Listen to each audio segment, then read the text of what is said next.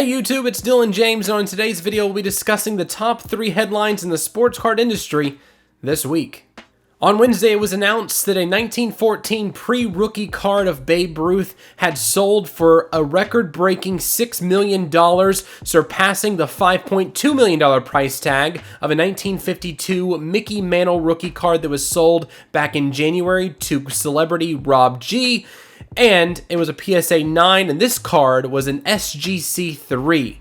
Collectible announced that they will be selling shares of this card for $3 a piece, so if you didn't have the $6 million to shell out for this card to own yourself, you can own a piece of this card as it will be housed in the Babe Ruth Museum in Baltimore. This sale just goes to show you that scarcity still reigns supreme in the sports card industry.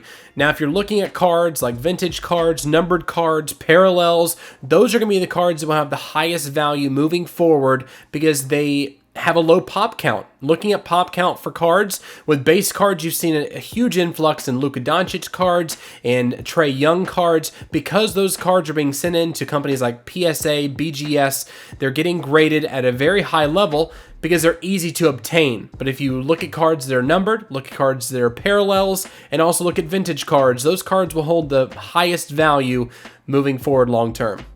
Next, one of the most highly anticipated events in the hobby will be making its triumphant return this year. The National Sports Collectors Convention will be happening after being canceled last year. It's making its return this year. It will be in Chicago this year, July 28th through August 1st. This event is a great way to kick off the football season and to also kick off fall sports and to see who's hot and who's not in the hobby moving forward. And the biggest headline this week, Beckett Grading Services, as of June 7th, will be suspending the majority of their card grading services. With their overwhelming backlog of cards, Beckett has decided to hit the pause button on the majority of their grading services except for their premium level, which is $250 per card or $150 per card if you opt out of subgrades. Now, the same decision was made by PSA back in late March, but in this scenario, it seems as though Beckett really missed the mark on timing. Now, they did cite that they were trying to get cards back in a timely manner to collectors and investors for the National this year, which is completely understandable.